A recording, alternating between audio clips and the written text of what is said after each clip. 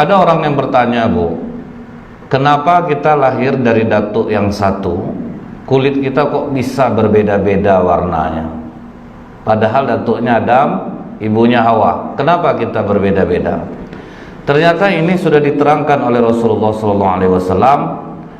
Imam Ahmad berkata, Yahya dan Muhad bin Ja'far memberitahu kami, Auf memberitahu kami, Qasamah bin Zuhair memberitahu kami dari Abu Musa, dari Nabi SAW bersabda, sesungguhnya Allah menciptakan Adam dari sebuah genggaman yang diambil dari seluruh muka bumi. Jadi tanah penciptaan Adam itu, Pak, diambil dari seluruh penjuru muka bumi. Kemudian kalian datang, kata Rasulullah, berdasarkan kadar tanahnya. Ada yang berwarna merah, ada yang putih, ada yang hitam, atau kombinasi di antara itu. Ada yang buruk, ada yang baik, ada yang mudah, ada yang sedih, dan ada di antara itu semua. Jadi hadis ini cukup menerangkan bahwa kita ini datang sesuai dengan kadar tanahnya, itulah sesuai warna kulitnya, Pak. Itu hadis yang pertama. Hadis yang kedua, ini hadis riwayat As-Sa'di menyebutkan dari Abu Malik, dari Abu Saleh, dari Ibnu Abbas, Allah memerintahkan malaikat Jibril, wahai Jibril, turunlah engkau ke bumi, ambil tanah dari seluruh muka bumi ini untuk aku jadikan bahan penciptaan manusia. Malaikat Jibril turun, Pak. Waktu malaikat Jibril mau ngambil tanah, bumi protes. Apa kata bumi? Wahai Jibril, mengapa engkau akan mengurangi aku? Mengapa engkau sakiti aku? Kata Jibril, aku diperintah Allah untuk mengambilmu. Tidak bisa Jibril, aku berlindung kepada Allah dari engkau menyakiti aku. Karena bumi berlindung kepada Allah, maka malaikat Jibril pun nyerah. Ya sudah, kalau kau berlindung kepada Allah, aku pun tidak mau mengambilmu. Gagal malaikat Jibril mengambil bahan penciptaan Nabi Adam alaihissalam. Diutus lagi oleh Allah malaikat Mikail. Nah, jadi Allah, Bu, tidak pemarah, Pak. Kalau memang nggak berhasil, karena bumi pun berlindung kepada Allah, Allah tidak marah kepada malaikat Jibril. Jadi ini juga bisa ditiru oleh para pimpinan. Tidak selamanya harus memarahi bawahan jika tidak bisa melakukan pekerjaan yang dia perintahkan atau tidak sesuai hasilnya. Diutus malaikat Mikail. Begitu malaikat Mikail mau mengambil tanah di bumi ini, bumi kembali protes. Tadi Jibril yang kemari, sekarang kau pula lagi Mikail. Jangan kau kurangi aku, jangan kau sakiti aku. Aku berlindung kepada Allah Mikail dari engkau menyakiti aku. Karena bumi berlindung kepada Allah, malaikat Mikail, ya udahlah, kalau memang tidak dapat, ndaklah. Akhirnya malaikat Mikail pun pulang kepada Allah tanpa membawa tanah untuk penciptaan manusia. Kemudian yang ketiga, Allah menyuruh malaikat maut, Israel, ambil tanah di bumi. Malaikat Israel mengambil tanah. Capek bumi menjerit, Pak, tidak peduli dia ambilnya semua. Mengapa kau ingin menyakiti aku, Israel? Mengapa kau ingin mengambil aku? Aku berlindung kepada Allah dari engkau menyakiti aku. Kata malaikat Israel, aku pun tidak akan kembali kepada Allah sebelum aku melaksanakan perintahnya. Jadi yang berhasil mengambil bahan penciptaan manusia ini adalah malaikat maut. Maka hati-hati, Pak. Kalau malaikat maut, karena malaikat maut yang berhasil, jadi malaikat maut ini tidak ada segan-segannya untuk mencabut nyawa manusia. Kalau Rasulullah, ia minta izin malaikat maut, Pak, boleh nggak dicabut nyawanya? Tapi kalau kita ini, Pak, di mana tempat, Pak, tidak peduli. Jadi karena malaikat maut ini, itulah hubungan kita dekatnya dengan malaikat maut itu, karena memang dia yang berhasil mengambil bahan penciptaan manusia. Nah, ini hadis yang kedua.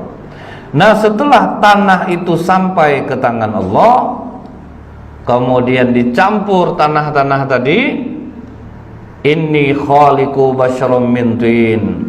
Sesungguhnya aku akan menciptakan manusia dari tanah. Jadi kita tidak dari monyet, Pak, seperti yang disangkakan oleh ahli sejarah. Allah sendiri mengatakan sesungguhnya aku menciptakan manusia dari tanah. Ini di dalam surat Shad ayat 71-72. Maka apabila telah kusempurnakan kejadiannya dan kutiupkan kepadanya ruh ciptaanku, maka hendaklah kamu tersungkur dengan bersujud kepadanya. Jadi dikasih tahu Allah, loh ini nanti kalau jadi, kalau aku tiupkan ruh ke dalamnya, aku perintahkan sujud, kalian sujud. Kata Allah kepada malaikat, baik ya Allah, kami akan mengikuti perintahmu. Sami'na wa ata'na. Maka Allah bentuklah jasad Nabi Adam. Berapa tingginya? 60 hasta, lebih kurang 30 meter, Pak. Setelah jasad terbentuk, Allah tidak langsung meniupkan ruh ke dalamnya, Pak. Dibiarkan jasad ini selama 40 tahun tanpa ruh. Itulah dikatakan Allah dalam hadis qudsi bahwa batas manusia ini berubah 40 tahun. Kalau sempat dah umur 40 tahun tidak ada tanda-tanda untuk berbuat baik, siap-siap masuk neraka jahanam. Jadi kalau orang, Bu, sudah lewat 40 tahun enggak juga rasanya sholat, kemungkinan untuk berubah sudah sulit, Pak. Nah, jadi ini batasnya 40. Kalau kita tanyakan ketampanan Nabi Adam, Rasulullah ketika Isra, apa kata Rasulullah? Aku berjumpa dengan Nabi Yusuf, dan Nabi Yusuf ketampanannya separuh Nabi Adam. Tuh Pak, bayangkan gantengnya Nabi Adam itu, Pak. Nabi Yusuf itu separuhnya Nabi Adam. Sedangkan yang separuhnya saja itu sudah membuat ibu-ibu di masa Nabi Yusuf mengiris tangannya sendiri loh, Pak. Saking gantengnya Nabi Yusuf. Untung waktu zaman Nabi Adam tuh perempuan hanya Hawa, Pak. Kalau sempat mungkin tak motong kepala perempuan mungkin, Bu. Lihat ketampanan Nabi Adam. Udah tinggi 60 hasta, ganteng pula. Kalau kita nanti lanjut kajian ini ya, Bu ya. Yang selevel cantiknya sama Hawa itu hanya Siti Sarah. Itu berapa jauhnya, Pak? Jadi udah istri Nabi Adam ini cantik, berapa generasi baru ketemu perempuan cantik lagi? Itulah waktu masa Nabi Ibrahim. Siti Sarah inilah istri yang juga kecantikannya hampir selevel dengan Siti Hawa. Masih dalam kitab ini juga, Pak. Nah, kita balik lagi nih, Pak. Selama 40 tahun jasad Nabi Adam itu berdiri, diam aja itu, Pak. Tidak ada, dimatang-matangkan, Pak, diangin-anginkan istilahnya, supaya makin kokoh. Malaikat berkata kepada iblis, Azazil. Jadi nama iblis ini kan Azazil, Pak. Makhluk yang dekat dengan Allah. Sampai malaikat sangat segan dengan iblis ini dulu, Pak. Kalau ada apa-apa ngomongnya ke iblis dulu, nanti iblis baru menyampaikan ke Allah. Azazil, ya, makhluk ini sungguh berbeda dengan kita. Kami takut melihatnya. Jadi malaikat mengatakan kami takut melihat jasad ini. Kata iblis, jangan khawatir. Aku akan mencoba makhluk ini apa dia sebetulnya. Maka iblis masuk dari lubang hidung, brojol, tembus ke lubang ekor, Pak. Keluar dia balik. Apa kata iblis? Wah, ini memang aneh ini. Ini tidak bisa aku kuasai. Jadi sebetulnya kita ini tidak bisa dikuasai iblis, Pak. Nah, ketika kita berwudu, apa kata Rasulullah? Sempurnakan wudumu dengan beristinsya. Hirup air ke dalam hidung, keluarkan. Karena di situ dia bersarang, Pak. Iblis itu masuk dari hidung. Jadi setiap kali kita berwudu, dipesankan oleh Rasulullah, beristinsya lah. Hirup air, istinsar, keluarkan. Jadi, Bu, dia masuk dari hidung, tembus ke ekor. Jadi dia tidak bisa sebetulnya di badan kita nih, Pak.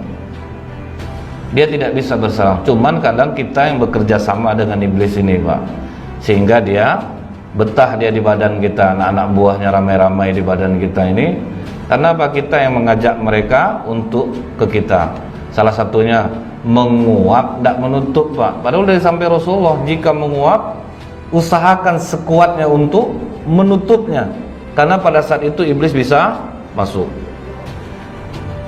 Kemudian Pak, dicoba oleh iblis memukul jasad Adam yang kosong ini, dipukul. Khalaqal insana min salsalin kal fakhar. Allah menciptakan manusia dari tanah kering seperti tembikar. Tembikar, Bapak Ibu tahu keramik itu, Bu? Seperti itulah tubuh kita ini dipandang oleh iblis, Pak. Keras. Dia coba memukul, rupanya sekeras tembikar. Artinya kita ini sangat kokoh sebetulnya, Bu. Iblis tidak mampu sebenarnya sama kita ini, Pak. Nah, iblis tidak mampu untuk menguasai Adam. Dipukul, berdentang. Artinya apa? Adam waktu itu belum ada ruh, belum punya dosa. Jadi maksudnya Pak, kalau semakin minim dosa yang kita buat, maka semakin kecil kemungkinan iblis bisa menguasai kita. Tapi pintu-pintu iblis masuk ke dalam diri kita ini Pak, dalam hadis lain lagi disebutkan, ketika kapal Nabi Nuh selesai dibuat, semua sahabat sudah dimasukkan Nabi Nuh ke dalam kapal. Tiba-tiba Nabi Nuh terkejut melihat seorang orang tua, mulutnya seperti mulut sapi. Ini bukan sahabat aku nih, baru kali ini aku lihat manusia seperti ini, mulut seperti mulut sapi. Ditanya oleh Nuh, siapa kamu dan siapa yang menaikkan kamu ke atas kapal ini? Orang itu menjawab, aku naik ke kapal kamu ini Nuh terpaksa, karena Allah yang memerintahkan aku. Tapi aku sambilan juga, aku ingin badan sahabatmu bersamamu, hati mereka bersamaku. Baru sadar Nabi Nuh, ternyata yang naik ini iblis laknatullah alaih. Keluar kamu, turun. Oh tunggu dulu Nuh, aku kan juga diperintah Allah. Aku diperintahkan Allah untuk memberitahu bagaimana kami bisa melemahkan anak cucu Adam ini. Setaat apapun kalian beribadah Nuh, selama sifat ini ada dalam hati kalian, kalian tidak akan pernah mampu mengalahkan kami. Dia 5 Nuh, cuman maaf, aku hanya menyampaikan 3, karena yang 2 itu senjata pamungkas aku Nuh. Jadi dia 5 kata iblis, cuman 3 yang cuman bisa disampaikannya. Kalau yang 2 ini enggak, ini rahasia kami betul Nuh. Turun malaikat Jibril Pak, wahai Nuh, ajak nego. Kau tidak butuh yang 3 itu. Suruh dia yang 2 sampaikan, yang 3 simpan. Akhirnya Nabi Nuh nego Pak. Gini aja lah iblis, bagaimana kalau 2 yang kau simpan itu ditukar sama yang 3? Yang 3 itu simpan, yang 2 sampaikan. Kan cukup banyak yang kau simpan jadinya. Oh baik, rupanya ada juga bodohnya iblis ini Pak. Padahal Nabi Nuh dapat bocoran dari malaikat Jibril. Baik Nuh, ini cukup adil, 3, kemudian aku memberikannya 2. Yang pertama Nuh, tidak akan pernah bisa anak cucu Adam mengalahkan aku setaat apapun mereka ibadah, kalau di hati mereka masih ada iri hati, hasad dengki kepada sesamanya. Apa kata Nabi Nuh? Kenapa kok gara-gara iri hati, hasad dengki kami tidak bisa mengalahkanmu? Nuh, ini dosa paling tua langit dan bumi Nuh. Aku diusir dari surga, kau tahu gara-gara apa Nuh? Aku iri kan sama Adam. Aku iri sama Adam, itulah dosa pertama Pak. Makanya aku terusir, karena aku iri hati kepada Adam, aku diusir dari surga. Baik kata Nuh. Kemudian apa yang kedua? Dijawab oleh iblis, rakus. Kenapa dengan rakus kami tidak bisa mengalahkanmu? Kau tahu enggak Nuh, Adam itu apa lagi yang kurang di surga? Semua ada. Aku bisikkan saja sedikit kerakusan, makan buah khuldi. Gara-gara yang kecil ini kena dia. Nah ini bahayanya rakus itu Bu. Orang Pak kalau sudah kena ini, udah sebanyak itu hartanya, gara-gara yang sedikit malah masuk jadinya. Itu yang bahaya itu Pak. Karena ingin, akhirnya gara-gara yang sedikit malah kena jadinya. Itulah bahayanya kerakusan. Nah 2 inilah yang dikatakan dalam hadis ini, bagaimana cara iblis menghancurkan kita, iri hati, hasad dengki. Barulah Allah meniupkan ruh ke dalam tubuh Nabi Adam. Jadi dalam hadis ini Pak disebutkan Nabi Adam itu dimasukkan ruhnya melalui kepala.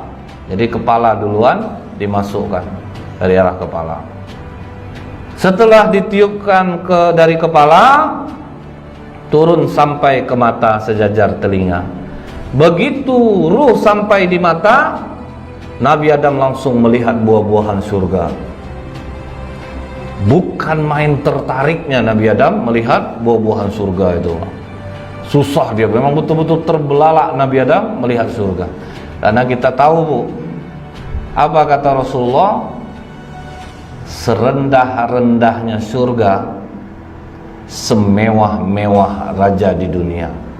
Itulah fasilitas paling rendah besok. Anggaplah kita ini Pak dapat surga yang paling rendah aja, itu sudah semewah-mewah raja di dunia.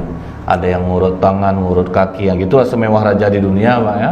Apa mau diambilin semua, difasilitasi, itu yang paling rendah aja. Apalagi Nabi Adam melihat dalam bentuk utuh seperti itu Pak, semua kenikmatan. Mata Nabi Adam tidak tahan.